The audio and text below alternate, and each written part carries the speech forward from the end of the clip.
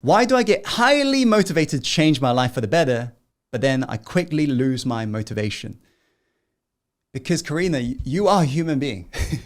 You have just described, right, over 7 billion people's dilemma on planet Earth.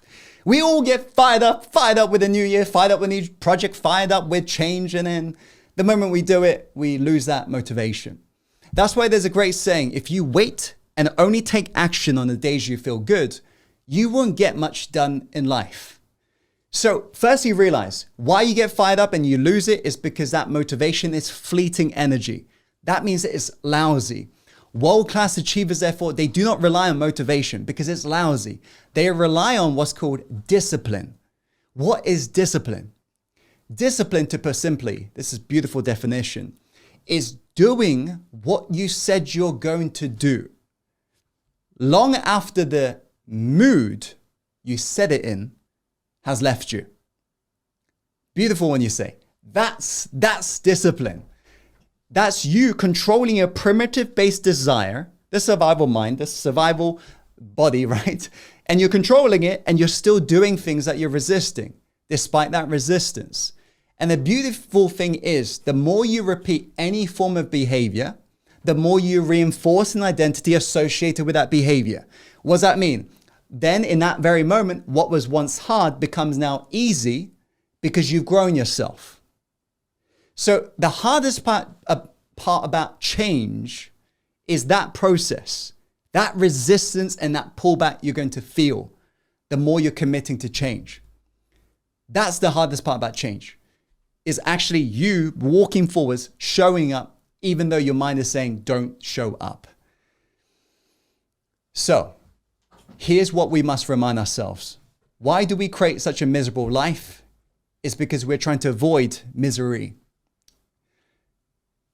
Think about this. Miserable life stems from us trying to avoid being more miserable. Now, what do I mean? We cannot handle that little bit of misery we feel from trying to do something that we know is good for us.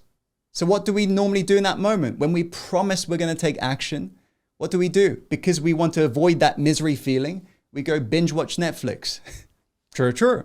Or we go to YouTube, type in random crap, and we just get stuck in entertainment. So our misery stems from us trying to avoid being miserable. You want your life to be extraordinary? You go towards misery. You go towards what's triggering you. Because right now, that obstacle will never disappear unless you face it. If you run away, that problem hasn't gone away. You'll just face it at a later point in your life, that same misery. And so that means if you just avoid things that really trigger your sense of being disturbed, and you do that for the rest of your life like most people do, what that means is you've just spent the rest of your life in a prison unconsciously. And most of us do this without even realizing we're doing this. We create rules for ourselves, right? We say stuff like, what overwhelms me, I'm going to run away from. What doesn't overwhelm me, I'm going to love, right? We say to ourselves, what is threatening me, I'm going to run, right? What isn't threatening me is okay. We create so many rules. That way life doesn't disturb us. But by doing so, you made life into a threat. Life has now become a threat for you. This means you're stuck in a prison. This also means you cannot free yourself until you are going to choose to step outside of this prison. That involves you facing things that you are not liking right now, that you're dreading, right? So try doing this. Try not making that task harder than it needs to be. If you believe it's going to be hard, it's going to be freaking hard for you, right? But if you believe it's going to be okay, right? It's going to be okay. So don't make these tasks bigger than it needs to be. Just this week, I noticed I was making, there was this site and I had to sort out this mess online, right? I was dreading it. And I was just like, oh, I've been postponing this for like many months. There's so many freaking buttons on this website. You have no idea. But I noticed in that moment, I was just fluent in victimese saying, oh my, it's going to be hard. It's going to be hard.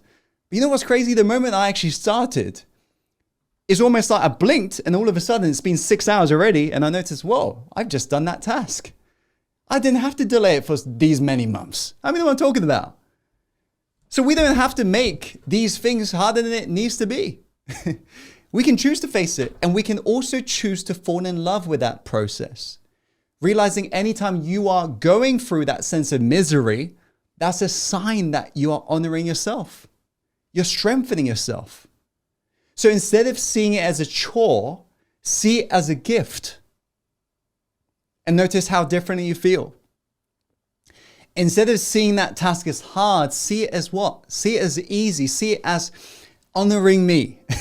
And you'll notice it becomes way more easy in that moment.